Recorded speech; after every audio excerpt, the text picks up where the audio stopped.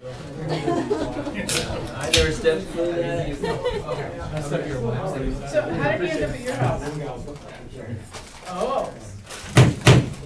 All right, call the work session to order. Carrie, will you call the roll? Counselor Beetzel? Here. Counselor Hamblin? Here. Counselor Smallwood? Counselor Exner? Here. Counselor Schultz? Here. Counselor Lee? Absent. Mayor Fuller? Here. All right, guys, not much going on the agenda tonight. Couple of items. I'll do a review here of this evening's agenda and kind of go through any questions we might have. Then there'll be an opportunity for public comment for the work session. That's a new section I'm adding to these simply because Kathleen Walker came to our last one, which I think is outstanding, and we actually ended up going and adopting one of her ideas. But to add a little bit more organization, we just kind of wanted to formalize when the public was able to address the council and take part in the discussion. And then we have a review of the plan of action conflict of interest policy that we'll be discussing tonight. So going into tonight's agenda, we have a presentation from Tanya Moffett with Marina Co. Who'll be presenting the annual report for the fiscal year ending in June 30th, 2018. Tyler, did I say that right? Is it Marina? Marina and Company. Marina and Company, okay. Not really gonna open up for too much discussion on that, not much to talk about now until we see the presentation. The consent agenda, city council minutes, and then the Sandy transit vehicle replacement. Is there any comments on the consent agenda? Is the transit part of the consent agenda? Because 11.2 is out of, it looks like it is. So. It is, yeah, so we put it in there. So that was an item. It just wasn't intended, so that's why it was. Oh, okay, yeah. Some of these items like so that's ordinarily was not part of the consent agenda, but it's kind of also what we talked about was trying to consolidate it. One thing on the minutes I had was in our discussion about the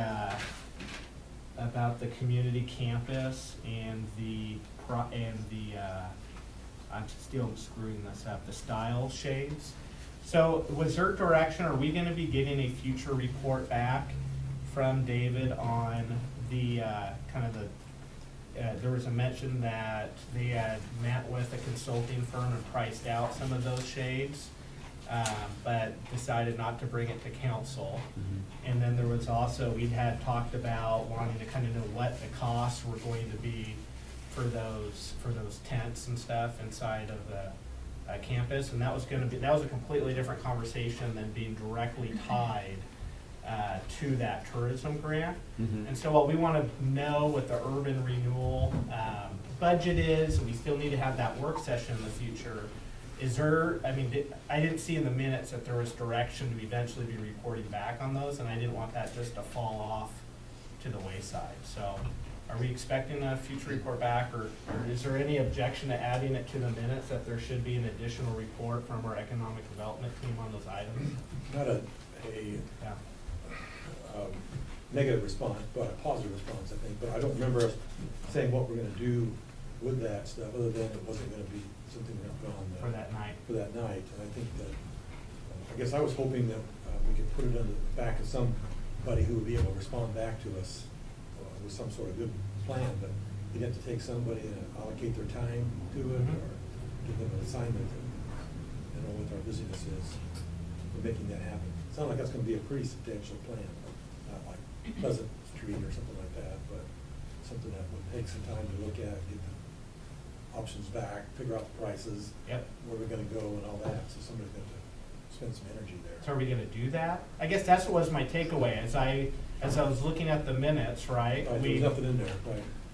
So my takeaway from that was that we weren't going to use that for the grant. Right. That we looked at something else for that grant, but to spend more time in getting a more thoughtful,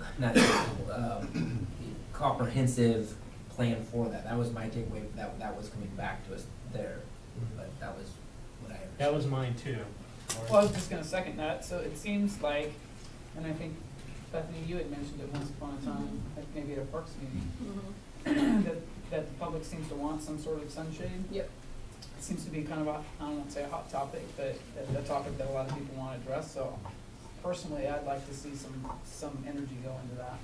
So I think from that meeting that council is expecting there to be a report back from staff and a little bit more due diligence on that. They'll be reported back in the future. I think there's like 3 or 4 things. Yeah, You want to tackle it? Well, one of them was, I think there was some interest in going through our Parks Board and even the Arts Commission, getting their input into basically fleshing this thing out. What does it look like? How big is it? You know, where does it go to Centennial Plaza, or you know, it's just part of looking at, you know, all our parks and creating shade and other parks that need it, and getting, you know, a chance for the Arts Council Commission to weigh in on maybe the design and integrating, you know, art into the actual shade sample or whatever we're calling these things. Just quick comment to it, that, so I didn't add to that, I don't wanna put too much on the Art Council at this point. They're kind of a early on commission, they're kind of walking down the road of some of the preparation stuff, just figuring out what their action is, how they operate and that sort of thing. But I think in the long run, it would be great to have them looking at all the art pieces and stuff, but there might be more to put it on the backs of the more experienced. I'll be indelicate here, but the Parks Department's probably got more experience, more time and grade, and figuring out those kind of things than the Art Commission at this point. Well, So I wonder if it could be a little bit like, then it goes before the Parks Board, and then it could kind of get past the Arts Commission just to say, hey, does this look like, you know, acceptable to you as far as like style? I do feel like if we are putting a lot of effort into, you know, looking into the shade sales for Centennial, why not also look at it for Bornstead or Bluff kind of at the same time? yeah. So we're kind of going off here, you know, but as far as the minutes go, so I'm looking to start kind of holding accountable, because when we got that report back this last time, I think from my conversations individually with council, we were all disappointed with that report and how much work had progressed from the last time we saw it to now. And so looking at the minutes, there needs to be an indication that it's council's expectation that we'll be seeing further work done by staff and a report coming back in the future and a plan. So can I hit the couple of things, because you didn't hit what I thought you'd hit. Yeah. We're not that late yet. We'll get there. So a couple things. There's a $20,000 that our city has the ability to administer for tourism grants. There's a larger pot from the county as well too, so being more aware of grant opportunities through the county for tourism that could contribute to items like this. But then also creating a more prioritized list or a comprehensive list of different opportunities or projects. So like Kathleen was here, I'm sure if someone else was here, they probably would have come up with an idea as well too, and we maybe said, hey, that's a great idea, let's get behind that. But I don't know that that's the best way of planning. So I think that was one of the asks. And then with this project in particular, just to agree with the mayor's comments, I think we got a repeat presentation from what we had a few months before. And I mean, I went to the website of the company that was referenced that had done the Pickathon. I didn't write them, but I was tempted to say, hey, send me information that you had if you had been requested, because I want to be able to see that, because that can really shift how I would focus on this, where I'd say, okay, yeah, we want to keep this cheap and small, and we want to keep it $40,000 or less, or you know what? This may cost us $250,000 and it's a big investment, and we're not gonna do it in Centennial Plaza, but we're gonna think outside the box. And that's really, I think, what I was hopeful for, is just see some more creative thinking around the possibilities aside from just that one space. Because I think that it just seemed limited in that regard. So. Okay. And then the next item I had in the minutes was in regards to the LID project. There was a conversation between Councilor Peetzold and I that the council all had agreed to when we approved it, that all those residents were going to be notified via certified mail. I wanted to make sure that that got done. That's in the resolution tonight. Okay, perfect. All right, so, that's the consent agenda. We're gonna be going over the plan of action in this resolution. That's, gonna be a bulk of what we talk about tonight at the work session. Is that right, Tyler? So we just hold off on that conversation till? Yeah, you know, we it get to really that? just depends on how many questions come up. I mean, I can run through it relatively quickly, but depending on that we might get, Okay. do a little more of a lengthy presentation, so Okay. I'm happy to hold out until. Yeah, we'll come back to that here on that portion. Library Advisory Board appointments, was there any questions on that before we get that tonight? Sounds like Blanca is not able to make it tonight, but Lynn will be here, so, but she's still on board. Looking through it looked like we had two really good Yeah, candidates. so- really good. Mhm. So remind me, maybe just having a senior moment here, that we're gonna do a little bit more of the interviewing of the candidates than just having them rubber stamp that we're gonna say yes when they present it to us.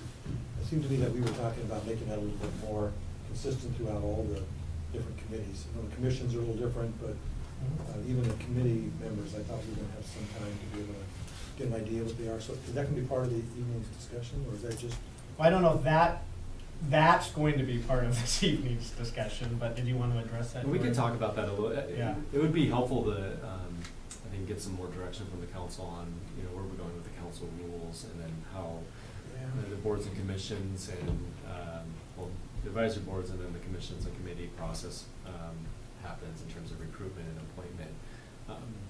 There's a few different ideas floating out there, and I think it'd be helpful for us to get some clarity on how do you want us to recruit and then ultimately appoint people, because for advisory boards, it has been more of a staff-driven process with, you know, input from the board, and then council ultimately approves it versus, you know, planning commission, we're now moving towards a, you know, more of a council interview process. And I think, you know, what we need to do is just get some kind of clarity on how you want that moving forward, so we, you know, aren't bringing you candidates you don't know or agree with how they got here.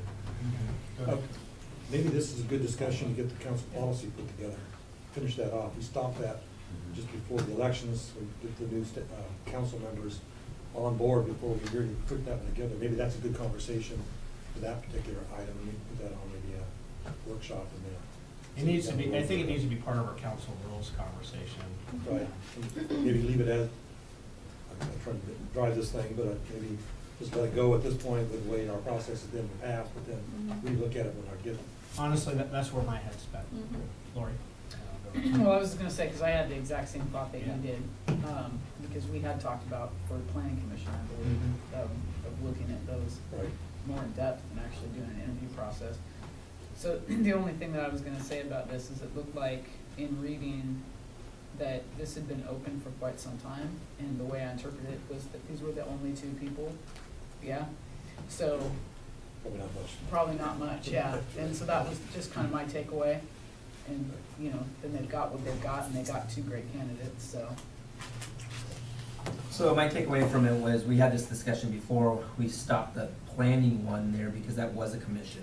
And it has some legislative action that speaks for the city and speaks for the council in those ways, where the other ones are more advisory boards. And so what's happened in the past is that there might have gone through a one or two times where that kind of got, you know, kind of forwarded onto the council and put in place. But it had always been an interview process. When I got on, it was an interview process. When you got on, it was an interview process. And it should be, I think, and that's what the discussion we had had in the past for that. And that would be commissions. As far as the advisory roles things, what we've done in the past, which I would advocate for, was, people apply. And I know we used to do this on the parks. They'd come and see one, interview us and interview them as a group, and then find, you know, because sometimes they go, oh, I didn't want to be a part of that. You know, they come one or two things, and we go, sucker, you're in now. But, and then those were kind of then brought back from that board as to be, you know, added to it. It wasn't, because they don't have any authority to want to spend money, and they don't have any authority to change, you know, legal type of things like the planning commission does. Or now the arts has that. So that was my takeaway from the last conversation we had in the direction, and that's how we've done it in the past. All right, and then we get into our report. So with that, let's go to our last and final item here on the work session agenda. Tyler? Just come up here. Yeah. Can I ask a quick question before we jump in there? So on public comment, I know you kind of. I was gonna give a warning on that, actually. Go ahead. Not so much on Yeah. who's coming or who's Yeah, talking and yeah. the content that they talk about. Yeah. But I think either last meeting or the meeting before, Yep. how it was worded when we opened public Yeah. comment. Yeah. I think we've always used for items not on the agenda, unless we have like an open comment session. Yeah, so I was gonna be more clear on that, this evening. I talked to Kathleen about it afterwards, because I think she had something she wanted to say. So, public comment, public comment is for any item on the agenda, or off of the agenda. Anything that's facing council or not facing council, other than in a public hearing, right? Public hearing, you have to open up for public comment. So what So we haven't operated under that. Well, I know, right, so it is a shift, right? So what we're trying to do through conversations that Jordan and I have had is sometimes you get folks that want to talk about an item on the agenda that's like all the way at the end. And so they're stuck sitting through like a 2.5, 3 hour meeting just to get to the item that they wanted to talk about. So what we're trying to do is open up an opportunity right at the very beginning of the meeting for our residents to be able to get up and speak so that they can move on with the rest of their evening. So what we're trying to do is actually be more open and, and more accommodating to the public by doing it. The manner in which I explained that shift wasn't as smooth as I had hoped it would be. But that's what we're trying to do there. Yeah, go ahead. The difficulty I have there is that sometimes our conversation emits things in the audience that people would want to respond to. And one of the things we headed for, maybe a decision, citizens don't like that, have a different cut on that. I guess I would be concerned about constraining, I'm not sure if that's what you're talking about doing during that conversation piece when we open it up for public comment on that specific council item. So I get the part about waiting for 3 hours or whatever it is to get to that place where you can make 2-minute comment, but there are gonna be times, I'm thinking, that when people listen to, because they're gonna be here for those 3 hours to wait for the thing to happen, they're pretty committed. They wanna make some kind, I wanna listen to them, especially if it's reaction to something we're talking about going down that road. So I wouldn't want to eliminate that part of the comment from the public if we have a public comment piece. Yeah. So I guess I'm looking for Yeah. a response. Are you gonna have both kind of comments? Or? That was not the plan. It could be something we talk about. I mean, it's literally, this came up in just an agenda review meeting on trying to be more accommodating to the public. It's literally Gotcha. the only way it came up. So there was literally no deeper thought into it than that. Did you have a follow-up? Yeah, I think just the piece with the delay, if they miss the presentation, a lot of the times the questions Mhm. are answered in the presentation, Yeah, and right. people come in and they've got something Yeah. that they're passionate about, and then all of a sudden the presentation happens, they go, oh, I thought this was about something else. And so just the context that it can kind of take through the presentation.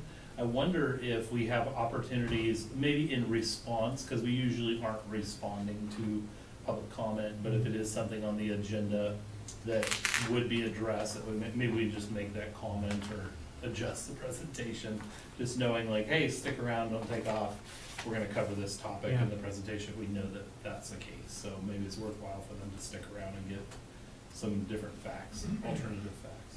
I know it's always been, as someone who not too long ago sat in the audience, it was always a little confusing, quite honestly, when you were supposed to speak and when you weren't supposed to speak. And so this was just kind of an effort to clarify that, a little bit. But this is when you speak, right?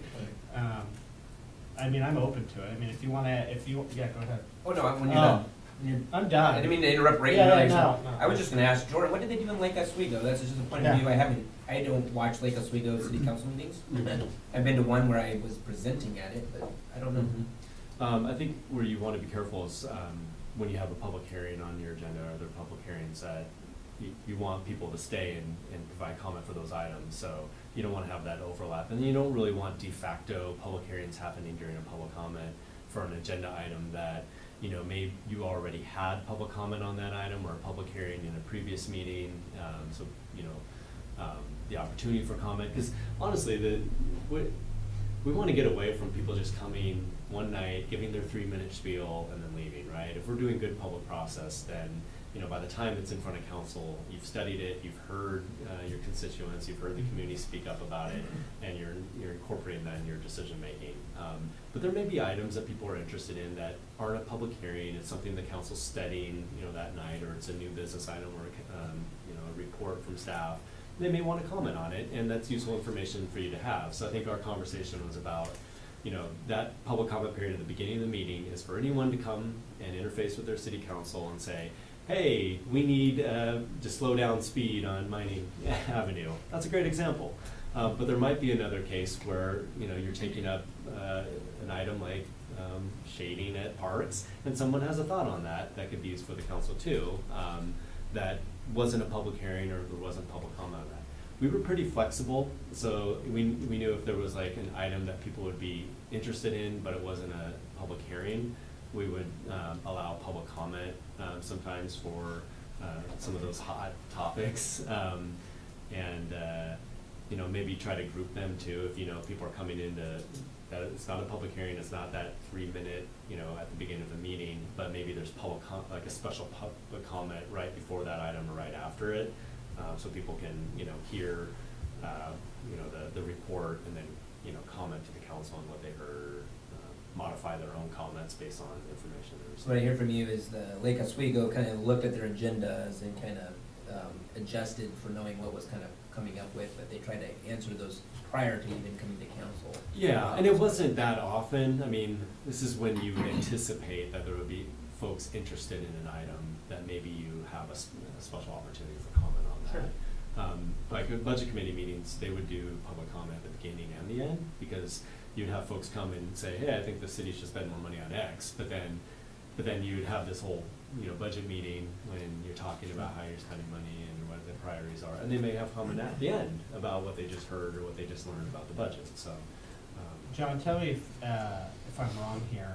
You go to more of these than I do, but comparable board, Oregon Trail School District, they only open up for public comment at the very end of the meeting. Sometimes they don't even get to that. I mean, they have workshops, the college has workshops as well too, and public comment, and it's never, whether it's associated with an item on the agenda or not. So most recently at the college, we've had KMHD radio station that we've been exploring bringing back to the college. And there's 4 or 5 people every meeting to talk about that.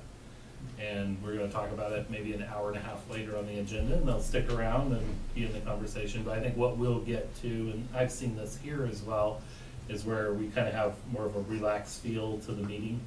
And members of the audience will kind of squirm until somebody lets them talk. Yeah. And so I think that there's some, I don't know what the mechanism or way that we get the feedback, because I think to silence people, I don't think it's the best approach, but to have some opportunity where it's like, if you've got something to say, some structure to it, make sure that we can incorporate that in the conversation, so. So that's where I'm at. I just think honestly I need to do a better job of coaching the audience for that being their time to speak. There might be a little transition time too with it being changed, Yeah. because, you know, from the time I've been on council, I'm assuming Linda did it for years before that the same way. There was a structure there, and so maybe some people show up later knowing it's farther down on the agenda, but people will learn that, hey, this is how. Yeah, okay, I'll be, you know what, eyes open on that, and as we kind of transition on that, you know, yeah, people come in, obviously they're here for a reason.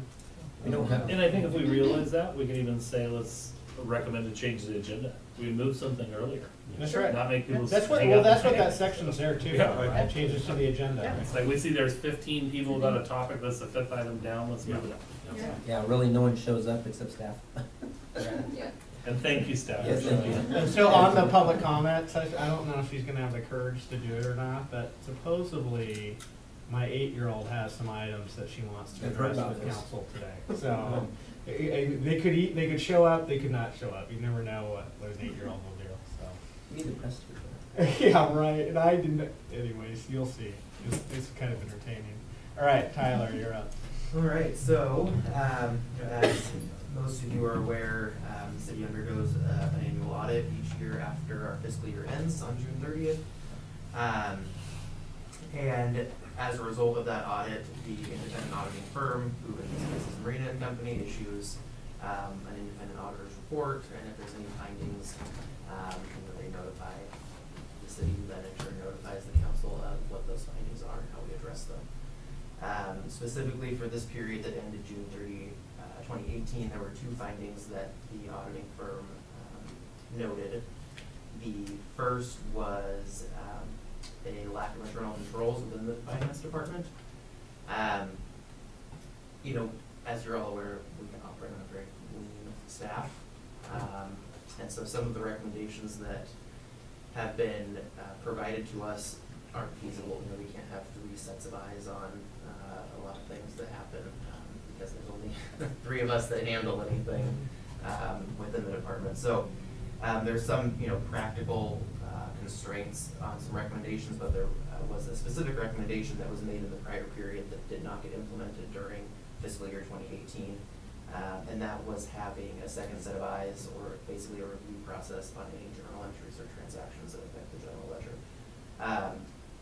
As soon as I was made aware of this, which was in August, during the auditor's field work when they were out here for a week, we implemented some changes within the department to make sure that we were addressing that.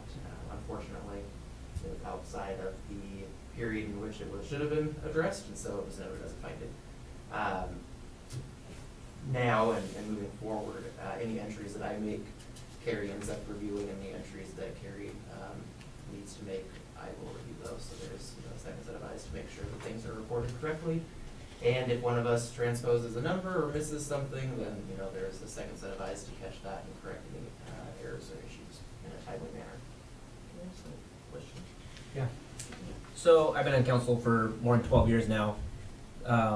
They have never brought this up in the first 12 years, and now it's coming up now. Is this just, why didn't they find this 8 years ago or 10 years ago? Or is it just that, hey, these are the things we should be looking for now, and they're implementing some new guidance rules? Or I think, each year, or at least my understanding is each year there's kind of a new area that they want to spend their focus. Not that they don't focus on everything in their audit, but they might dive a little deeper in a specific area one year than in the other year. And so these are items, this item specifically came up at the end of fiscal year 2017 and was recommended that we implement it. You're not necessarily notified of recommendations. It's just kind of it would have been in the independent auditor's report, I think. But unless that was highlighted for you guys, you would not necessarily know that was a recommendation.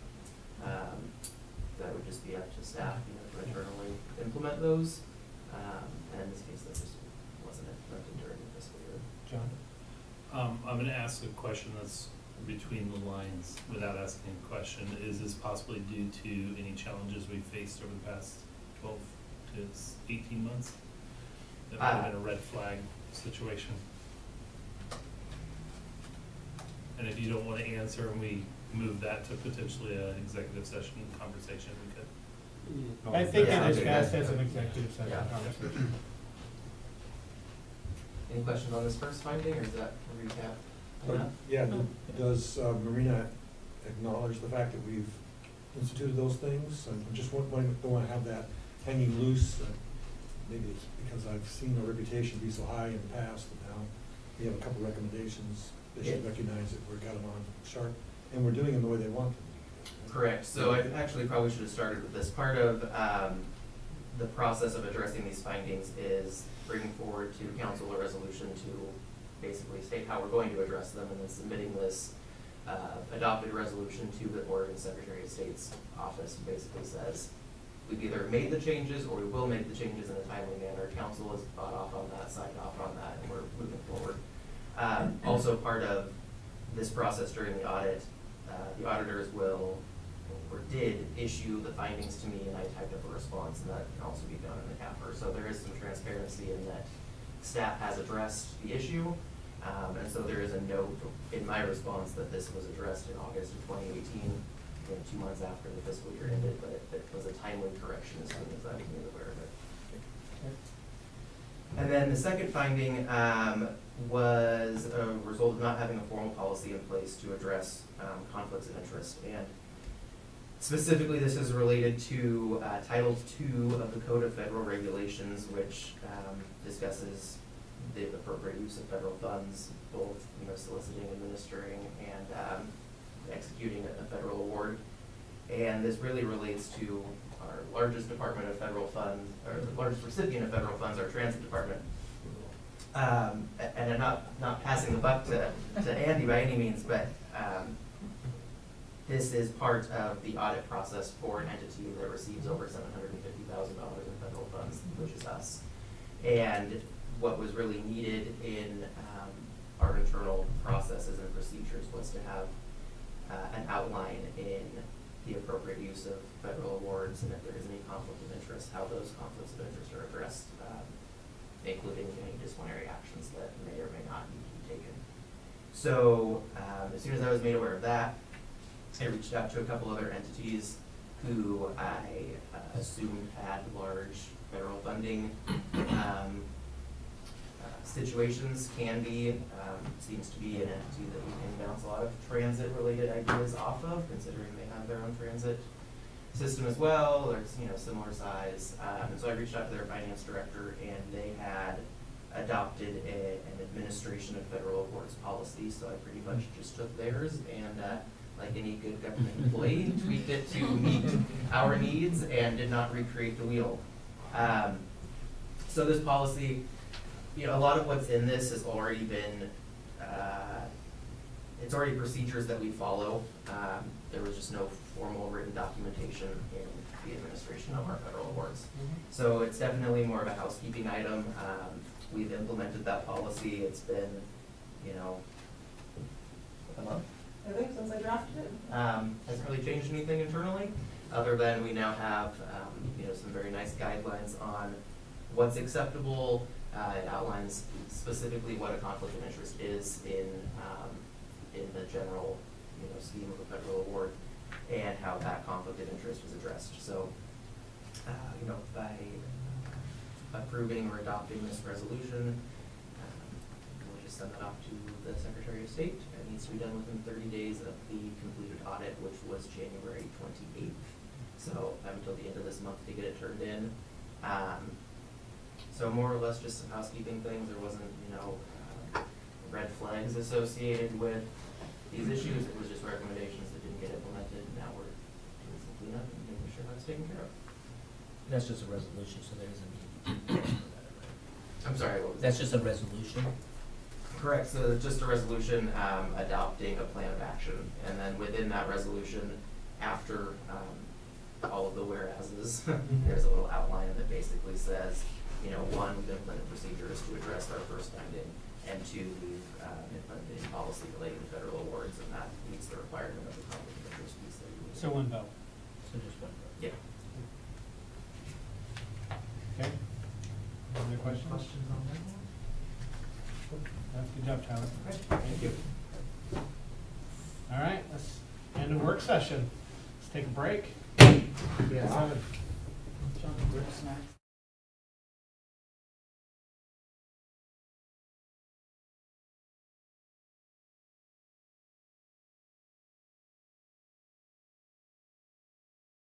United States of America, and to the republic for which it stands, one nation, under God, indivisible, with liberty and justice for all.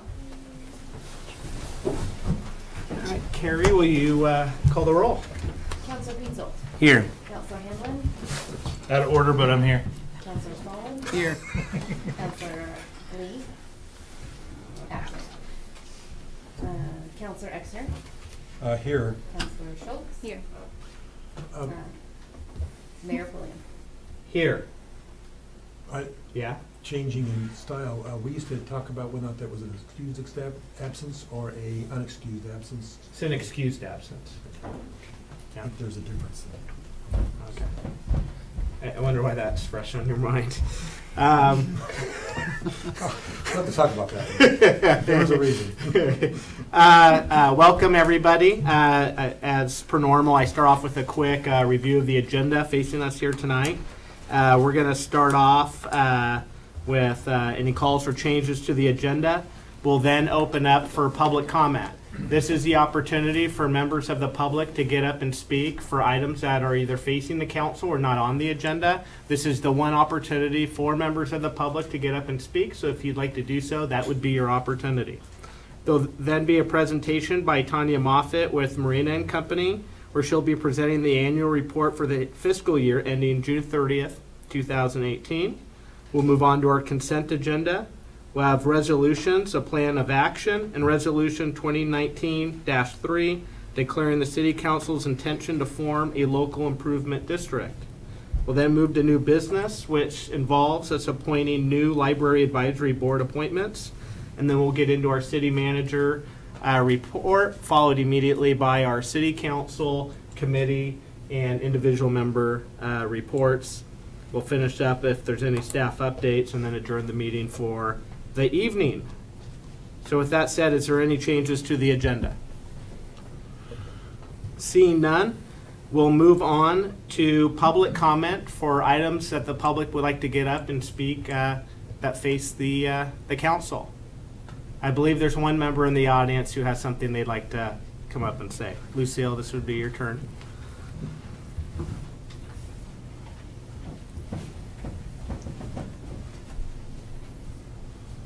Hello, my name is Lucy Apollyon and my address is 18751 Pacific Avenue, Sandy, Oregon 97055. Same as Mayor Stan Pulliam. I'm here because I have an idea. My idea is to decorate mining parking lights for the great Christmas light fight. My dad has told the whole city council and they all seem to be in with it. I actually came up with it all by myself. Yes, me, an 8-year-old. I even came up with a slogan, Sandy may be small, but we're big in lights. I also came up with the slogan myself. Hope you're as excited as me. Thank you. Thank you, Lucy. Thank you. Wow, good job. Very proud of you in a typical Pulliam style. I think it was, Dad thinks it was a good idea, but it was really my idea. So are we all clear on whose idea that was? Great. Lucy, you did a wonderful job. Thank you for coming tonight, honey. All right. Any other public comment facing the council? Seeing none, we'll move on to the presentation by Tanya Moffett with Marina and Company. Welcome. I don't know how you're going to follow that. I don't know. That's a rough follow. I think now I want to go back to when I can, ask to change something on the agenda later. That's a rough, after. Well, my name is Tanya Moffett, and Honorable Mayor and City Council members, I'm excited to be here to present the June 30, 2018 financial statements for the City of Sandy, as well as the Sandy Urban Renewal Agency and the City of Sandy's single audit report. So you have 3 sets of financial statements in front of you, and I'm happy to report that on the financial statements numbers, it's a unmodified opinion or a clean opinion, which is the highest level of opinion that we can give on a financial statement, which means that we believe that everything's materially stated correctly in the financial statements. We can't have absolute assurance, but based off of all of our rules and what we do when we go through and do our risk-based audit, we believe that everything is accurate. There are a few things in the financial statements that we don't audit. So for example, we applied limited procedures to the management discussion and analysis, as well as there's a whole bunch of pension schedules that we don't do because they're going to eventually be 10 years worth of data. And so if you hadn't audited all those years, then potentially, but we have, so I know it's accurate as well, but we just don't opine on all of that information. And then the introductory section and the statistical section. For the city's financial statements, I'm happy to report that it is a comprehensive annual financial report. So the Government Finance Officers Association has a certificate program that the city is a part of. And the city received the Comprehensive Annual Financial Report, or CAFR, award for their June 30, 2017 financial statements because you get it after the fact. And we anticipate that the city will receive it for the June 30, 2018 financial statements. Good. This is an award that takes a lot of effort by the finance department and city management because there's a lot of information. The biggest difference between a comprehensive annual financial report and a standard financial statement is that there's a transitional letter at the beginning of the financial statements, and then the best part that I think with a CAFR is there's 10 years worth of statistical data in the back. And the nice thing about this is that although government accounting standards change periodically, you can go and you can see 10 years worth of city history. So then you can look and see, okay, how were we back in 2009 compared to 2018? And so you can kind of see that history. Unfortunately, the Government Accounting Standards Board, who makes the rules that all of us have to follow, they've made a lot of changes in the last few years. So there are some years where you might see some, okay, these are zeros or it says NA or something like that. It's because there was a significant accounting change. And so there might be a little bit of things like that, but there is some really useful information if you're looking to see how have we been doing over the last 10 years. You know, so it's a great location to go look for that kind of information. I'm happy to report on the Urban Renewal Agency that we also had a clean or an unmodified opinion on it as well. And then what happens is when the city spends over $750,000 a year in federal funds, then the city has a single audit or a federal financial audit. So the federal government has said anytime that any agency or entity receives over $750,000, we want the external auditors to go in and look and make sure that the city's in compliance with all the rules and regulations there. So this report for the single audit is just on that. And so we go in and we look at compliance regarding all of the grant agreements and things like that. And I'm happy to report that we only had, we had one thing that came up during the single audit on the grants, and on page 10 we list that. And so it was in regards to the city is missing a conflict of interest policy. And so this is a new rule change, and so the city was not aware of it. Now that they are, they've came up with a plan, so they are going to update the policies for that. So that is a valid plan and response to that finding. But like I said, that's a new rule, so it's something that I'm not surprised a lot of our clients are receiving that same finding because it's a new rule under uniform guidance. And then we had one finding for the financial statement finding, and that's listed on page 9. And there was a lack of oversight and controls over several financial processes that help prevent or detect or correct a misstatement in a timely manner. A lot of this came about because there was some vacancies in that position, and so the city has came up with a views of responsible officials, and we believe that their response is accurate and appropriate for the findings. So those were the only findings that we had on the single audit. I'd also like to draw your attention to, there is a report. So the state legislature has municipal auditors look at some specific things. When we do municipal audits, they say, you know what, there's some specific things that we want you to look anytime that you're doing an audit on a municipality. So they want us to look at ORS 279, which is public purchasing, to make sure that if the city is going out to contract to repave a road or something like that, that it's being put out for bid appropriately, that everybody's been given opportunity to apply or bid on that job, that wants to bid on that job. So we just go through and make sure that all the due processes happen. If anybody in the public has a comment on it, that they're allowed to speak on it. So we go through and we test some of these things that the state has specifically asked us to look at. And so we did that, and there were only a couple of minor things that we identified. And those are in the city's financial statements on page 125. Sorry, I'll let you turn there. So there were a few funds where there were expenditures exceeded the appropriations. So you guys are getting ready to go through the budget process right now, or starting the budget process. So one of the things that we look at is to make sure that the city spends all of the funds appropriately and have the appropriate appropriations. Well, the Parks Capital Project Fund, there was a little bit of overage on the personnel services for $9,075. That's common. Sometimes that's a timing difference, so sometimes you can't always know exactly where your funds are going to come in or where the bills are going to come in at. And then the Operations Center Internal Service Fund for transfers out, and there was just one that got missed for $220,000 that wasn't budgeted for.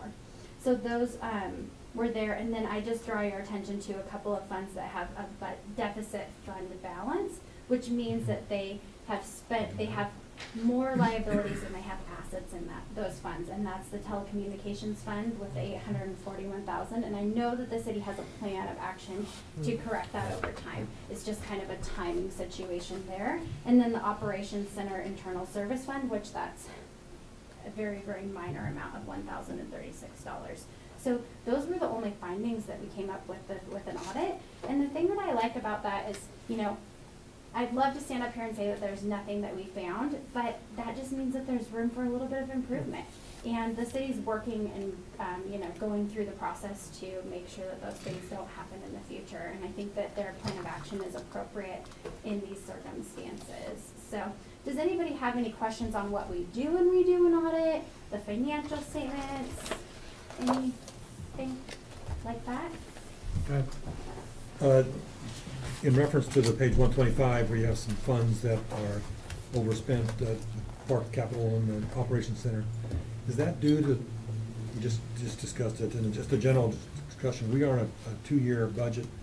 I know in the past we've had troubles because we didn't always balance out at the end of each year, because we do have a 2-year budget. Is that what that is reflective of as well, or is that a different situation? No, not necessarily. And the reason why is that anytime you're supposed to have the budget appropriations prior to spending, and so even if you had done a budget resolution after you'd already spent those funds, then you'd have a situation where you'd still have a budget violation. So, but it should be corrected. The city has a plan to make sure that going through the budget process, Right. that, yeah. Any other questions? All right, thank you. Yeah, and I'm Thank you. available for questions if anybody has questions. I'd rather answer them throughout the year, so I provided each of you with a business card. So, you know, this is what we do. We just do municipal auditing. We don't do anything else. So, you know, if you have any questions, if you want to talk about pensions or any of that fun stuff, if you're having trouble sleeping, I can point to what pages to read in the financial statements to help with that. Same for the public. So, but thank you very much, you guys. Thank you. Have a Appreciate it, wonderful Tanya. evening. Have a great evening. Yes. Councilor Exner. Comment to staff, typically we put these in the library and put them up available. I assume that this is going to happen for this one as well. Post on the website. All of the documents that you received before you tonight are online. They're available for public. I'm happy to print off a copy if anyone requests it, but they are pretty lengthy documents, so I hate to waste the paper on the forefront by printing it. No one's gonna request it. We put them in the library at different odd times. I don't know if we do it every year or not, but that might be a better way than printing off every time somebody asks for something. Check them out. Can we check out the checkout status of the ones that are over there? So we can what? You make fun of the person that checked it out? You're having trouble sleeping. We'll just give them your business card, right? That's right. All right, thank you. Moving on to the consent agenda. On the minutes, I noticed, Carrie, you made those updates. They look great. Thank you. Yep. Is there any discussion on the consent agenda? All right, I'm looking for a motion. Where are we at? The consent agenda. Okay. I move that we approve the consent agenda as it's stated. Second. I have a motion from Councilor Exner, a second by Councilor Hamlin. All those in favor signify by saying aye. Aye. Opposed? Motion adopted. Moving on to resolutions. Tyler, plan of action. Good evening, Mayor and councilors. So you just heard from the What? auditors as far That's as part of the consent agenda. Sorry, we. So you just heard from the auditors as far as what our financial reports look like and some of the findings, or two of the findings that we had. And so this resolution addresses both of those findings and executes a plan of action in ensuring that they are taken care of and corrected. And the first one, I know we already discussed this at the workshop, but I'll do a quick recap for any other members of the public who have just got here. The first finding was a result of lack of internal controls. We've implemented some new policies and procedures in the finance department to ensure that there's a second set of eyes on all of our transactions, and that if there are errors or misstatements, those get corrected in a timely manner. And the second finding was a result of not having a conflict of interest policy in place. So we implemented a larger administration of federal funds policy that addresses conflict of interest, among other things. And that is now implemented. So, you know, we believe, and as you heard from Tanya Moffett, she believes that our response to these two findings is adequate. As soon as this resolution is adopted, I will get it over to the Secretary of State. That's the last piece of the fiscal year 2018 audit to ensure that we've, you know, met all of our compliance and reporting responsibilities. Great. Is there any discussion? Nope. Looking for a motion. Make a motion that we approve the plan of action. Second? I'll second that. Motion by Councilor Smallwood, a second by Council President Petzold. All those in favor signify by saying aye. Aye. Opposed? Motion adopted. Next resolution, 2019-3. Mr. Mike Walker, you're up.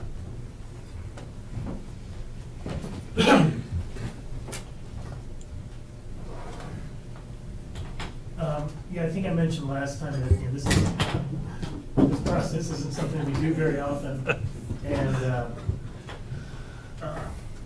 the local improvement district process. And so once we started up the process, we reviewed the ordinance. And actually, you have to do a resolution declaring your intent to form a local improvement district. So this is a good lesson on why we need to clean up this ordinance and maybe eliminate a few of these steps and make it more closely mirror the state statute governing local improvement districts. But anyway, we have to do this, and you will know the council's concern was that we provide notice via certified mail, and that is in the body of the resolution.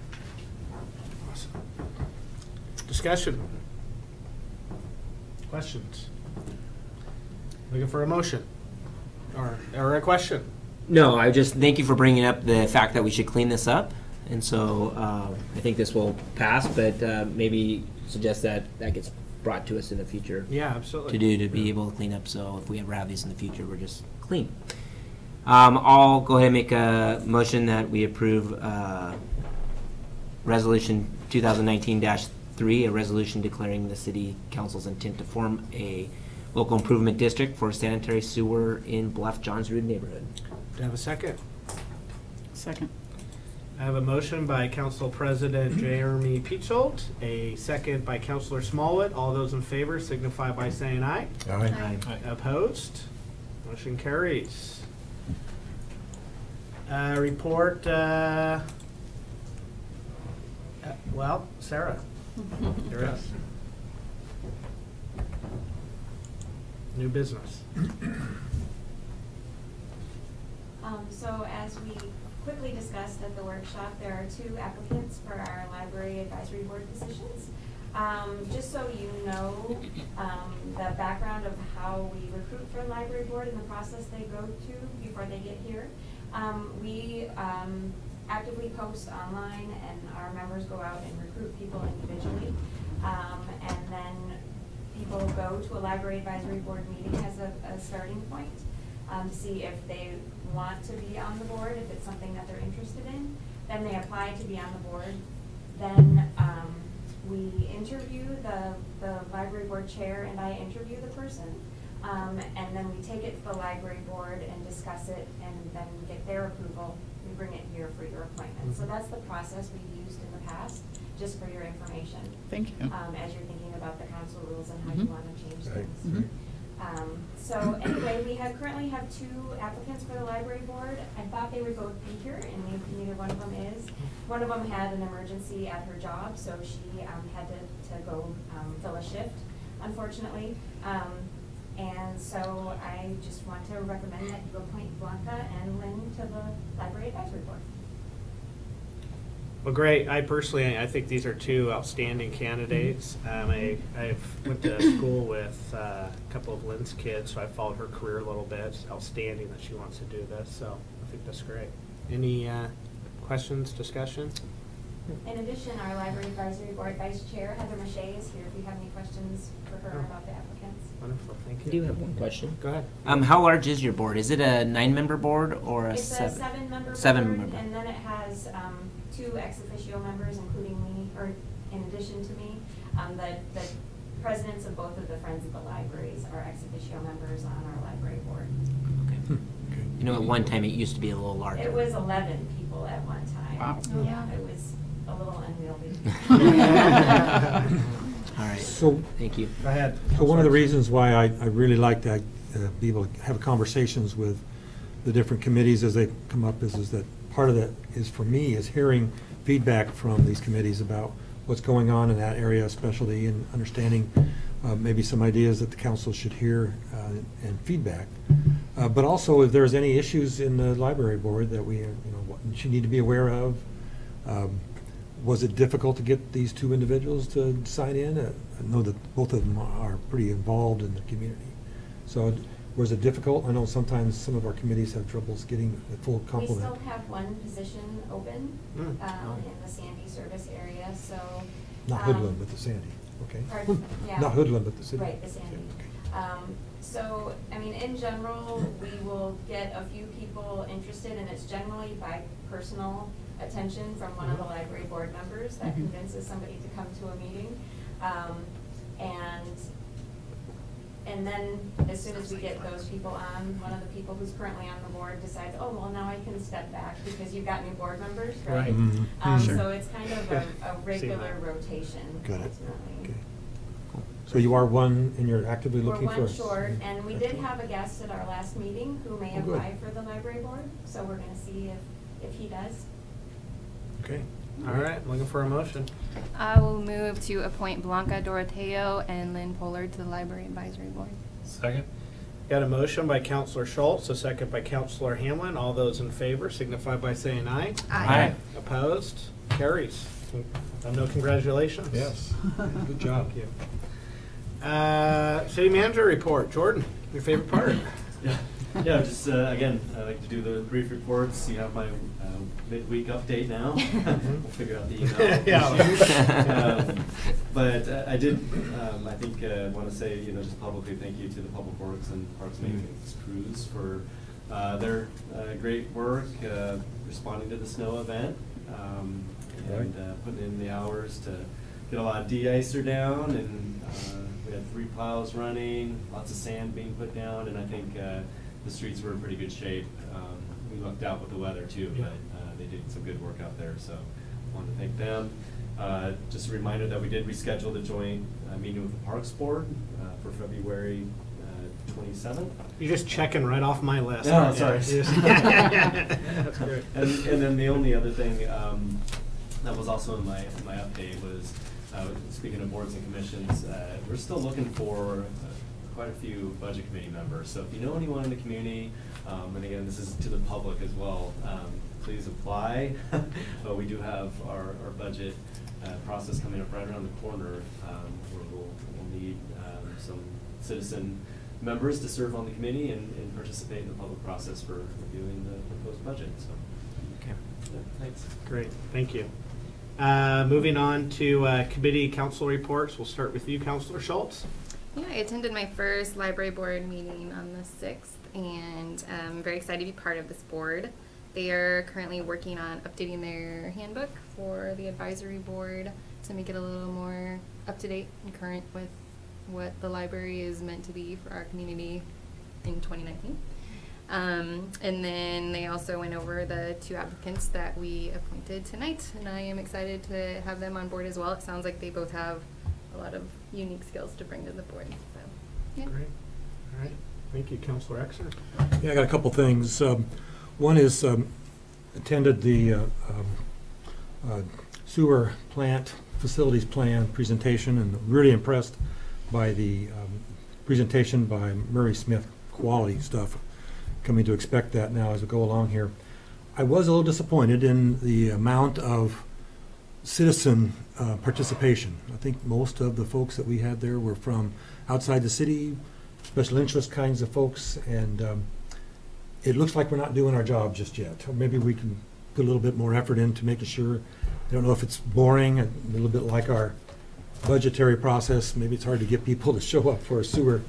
I know John is really critical about getting into that kind of involvement, but maybe some of our citizens can be involved that way too. So, but that was one of the things I guess I was thinking was lack of. Other than that, it was a really great presentation. Did we get it copied this time? We did, yep. Oh, excellent. Because I know the previous time we didn't, and there was some struggling for that one, but great to see that. Other than that, I haven't got any committees that I've been to. I'm going to the Arts Commission tomorrow night, and I'll be starting the tree committee for looking at the code changes on Wednesday. So starting that with a pretty substantial group of folks. Sound like they're good people to get on there, and look forward to that. And that is it for me. Just a quick comment on the wastewater treatment process. I think we just got to remember it's a pretty hefty issue. It's kind of hard to get out there, talk to the community. I know you and I have both talked about adding it into some editorials that we got to write, right? And I know you're active on, I think, what is it, the neighborhood? Yeah, Meinig neighborhood. Meinig. So just kind of a reminder, all of us, kind of on all of us as counselors to try to be real outbound and use our social media and our different ways of communicating with the public, and to try to take a report that's how many pages? Almost 800. Yeah, and get it down there. It's I think this issue in particular is going to pose some challenges with that, and we've just got to all kind of individually try our best and work with staff to do that as well. So I agree. Thanks. Oregon Trails School Board is meeting tonight. They're actually doing a facilities assessment review, so they had to reschedule their meeting from the week before. So I won't be there for that, but Brittany's not here tonight from the Post, and she and I both go to those meetings. So I'll ask her for some information and an update after that. I'd also like to thank the mayor's daughter for coming and speaking tonight as well too. I think that's an excellent idea. I'd love to be a part of that, not this year, but potentially the following year. Yeah, that's great. Councilor Smollett. Okay.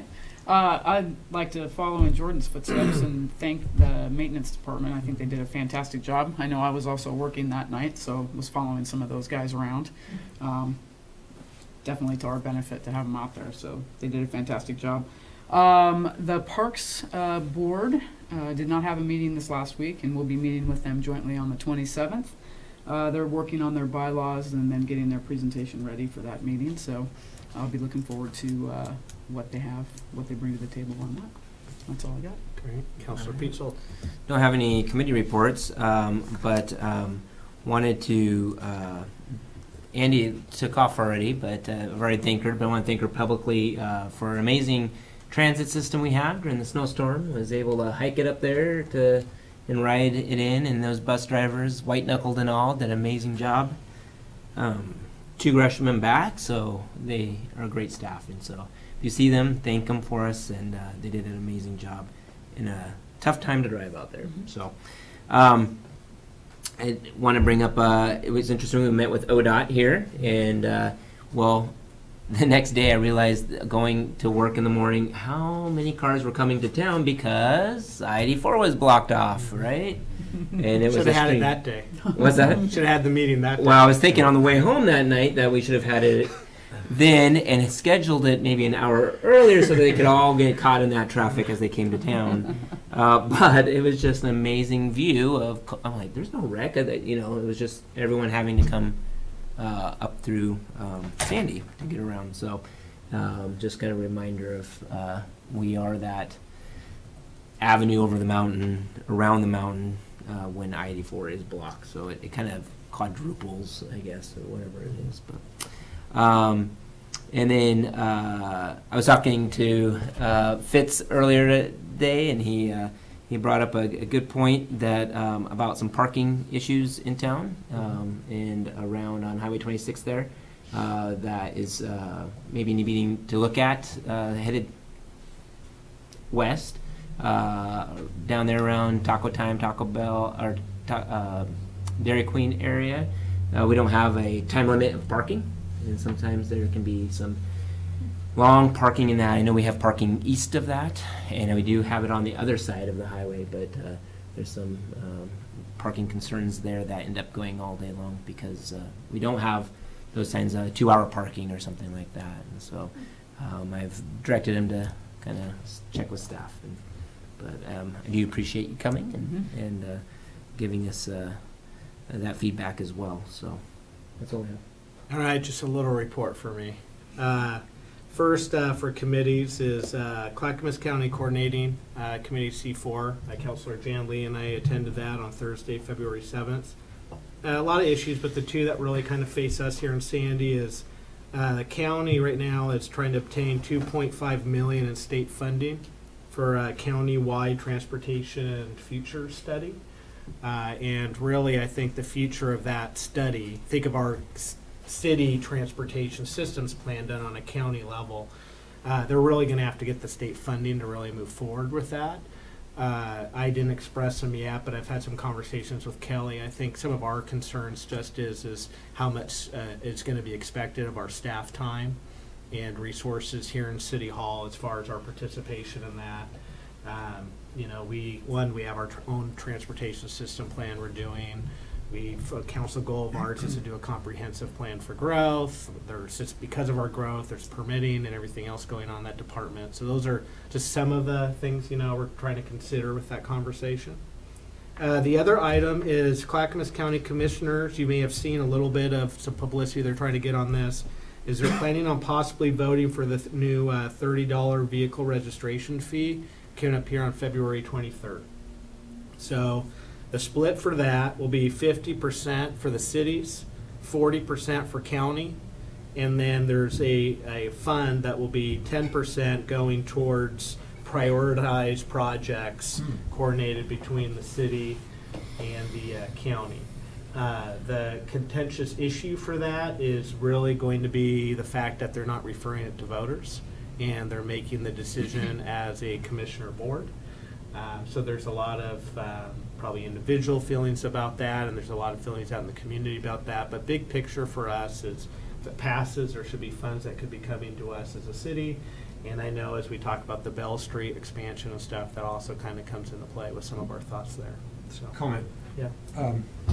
Did I hear you right to say that the 10% came out of the city's percentage? No. Out of the county's percentage. Okay, all right. So that is the, you know, they're really looking, and prior to myself, Councilor Smallwood and Councilor Schultz coming on, you might recall, I think you brought it up, there was a conversation about trying to seek different city council supports for this. Yes. And a part of their advocacy for this has been kind of putting out there this 10%. Because code law ordinance says is that they have to split it 50-50, and this is a county's effort of saying we're only going to take 40 and we're going to take 10 to try to prioritize with the different cities. Okay. Wasn't it 60-40 one time? I thought it was 60-40. There's been a lot of things, because when I was on Going C4, back we and talk about it forth. for years. So Yeah. there was Yeah. Okay. a bunch of different things. Currently, they're Political. giving us our full percentage. Giving our taking full- the 10% out of theirs. That's right. All right, great. Yep, that's what they're talking about. I think with that, the bigger issue is that all of our residents that are impacted by this as well too, it's more money out of their pockets. $30 registration increase Well, and potentially. those are my concerns, because it's adding on top of this new transportation package that went through the legislature this last time that also included some vehicle registration increases. And very rarely will the community say, hey, Clackamas County C4 committee, this is your fault. The blame gets placed locally, so. Right, and remember, the big reason they're doing this is because they've put the gas tax on the ballot 9 times, and the county's rejected it every time. And that's $30 per year, so when you go to renew, that would be Correct. $60 increase on top of what you've currently Yeah, paid. big move. $100 and something bucks now, 140. Yeah. It's going to be more than 95, that. 150. All right, for my, those are my committee reports. For my mayor report, so one is I have a letter here, or a note, from Representative Anna Williams after our city day. Dear Mayor Pulliam and Sandy City Council, thank you for making the time to visit and talk about your priorities for Sandy this session. Thanks as well for the generous gift basket. The donut was delicious, and the hat and coffee cup are very useful. I look forward to a productive relationship with each of you. My best, Anna Williams. So that was nice, and it was. I'd like to thank. I'll start off with that. I'd like to thank Representative Williams for showing up to our meeting with ODOT. She traveled from session committee meetings in Salem, came to this, and then turned around and went back to Salem that evening. With some snow drops on the ground. So that was really, really kind of her. Wanted to also mention Public Works Department. Thank you for the tremendous work during the inclement weather over the past couple of weeks. Had lunch last Friday with Sarah and Rebecca from the library, along with Jackie Key with VFW and their auxiliary. So I didn't know this. This is a new kind of thing. It's the last time I'd heard that our youth council only had 3 members, and now they're over 12 members, and they're very excited and enthused. Sounds like we have a good senior. I wish he wasn't a senior, wish he was a little younger, to kind of keep it going. But they're actually going to be going to Salem over the next couple of weeks with this youth council, and talk to them about maybe kind of like what we did for us, maybe setting up something with their state representative and state senator. Neat thing that came out of that is the VFW and the auxiliary is going to pay for their lunches. So they've kind of got some initiatives to help out with the youth. It's something that I personally would like to see. As I was talking to past Mayor Lori Dreamer out in Happy Valley, turns out our youth advisory is actually modeled after theirs. Yes. And they actually bring them along to their national league conference. There's actually, there's a track for us as counselors, but there's a track for the youth. And so that's, not all of them would go, and it's something that they'd have to do their own fundraising for, but the VFW might have some funds for that as well. So could be a good opportunity for those kids. Friday, a few members of council, City Manager Jordan Wheeler, and I don't know if you're going to go, Mike, or not, are going to be having lunch with Congressman Earl Blumenauer. That's this coming Friday. Going to be talking about Sandy's priorities, such as our wastewater treatment process. Councilor Smallwood and Councilor Peetzold had reached out about possibly wanting to go, so we got quorum issues, so I gave them the first. Yep. Councilor Smallwood is a yes. I haven't heard. I was in meetings all day, just checked my calendar, but I think I will be there. Okay, great. And then if something falls off there, I'll kind of take it back around again, but we've just got to be conscious of that. Have all of you there if we could. Additionally, here's another opportunity. We have Ray Armitage, who is Senator Ron Wyden's representative out here, on February 28th, meeting with us at City Hall. So please notify me if you would like to attend that. I believe that meeting's at 3:30. Steve Wise, who is the Executive Director for the Sandy Watershed Council, has reached out to me about setting up a meeting for a few of us to discuss their thoughts on our wastewater treatment process, as well as some concerns and possible solutions that they have. I've reached out to Councilor Carl Exner and Councilor Lee, both who are kind of involved with the Watershed Council as well as Water Resources, to invite to that meeting. Sounds like both will be able to attend. We just got to pick out a date to do that. And then we'll report back, of course, and all that to the rest of council. Next Thursday, February 28th, I'll be participating in my monthly Metropolitan Mayors Consortium.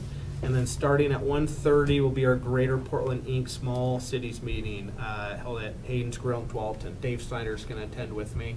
And then Councilor Peetzold, you have a standing invitation for those. I know scheduling can be... Actually, I forgot, that's the day I go down for OBAC, and they've asked afterwards to present at the state capitol on some bills there for broadband. So. Okay. I thought the small cities was a pretty small number in terms of population, and we exceeded that. Is it a No, different we're still in it. I think it's 15,000 is where they've classified. This is a different organization. There's I think there's it must be a different 10,000. thing I'm thinking, because small cities... This is through Greater Portland Inc. Okay, Right. it's different. I was thinking LLC. Okay. Okay. Same evening on the 28th, several of us will be attending the City's Dinner in Happy Valley at Stone Cliff Inn. Tomorrow, Sandy Area Chamber of Commerce's Good Morning Sandy, held at Edward Jones, starting at 7:30 in the morning. Wednesday, February 27th, Sandy Area Chamber will be hosting a lunch and learn at Ant Farm from 12 to 1 with Lisa Lawrence from the Sandy Post and Sam Sarkeesian with Edward Jones on Oregon Saves Alternatives for Business. We have rescheduled our joint meeting with Parks on to February 27th at 6. Is that right, Jordan? That's right. Okay. Sandy Breakfast Club, this is the last Friday coming up here, so that will be their meeting at 8 a.m. at Sandy Family Restaurant. I attended the Clackamas County Commissioner's State of the County lunch last week. There's a lot of action throughout Clackamas County in attracting some business opportunities in the cross-laminated timber industry. And I look forward to working closely with Economic Development Dave Snyder. So we've actually today scheduled a meeting with some of those folks for, I think it's Thursday next week, to talk about some opportunities.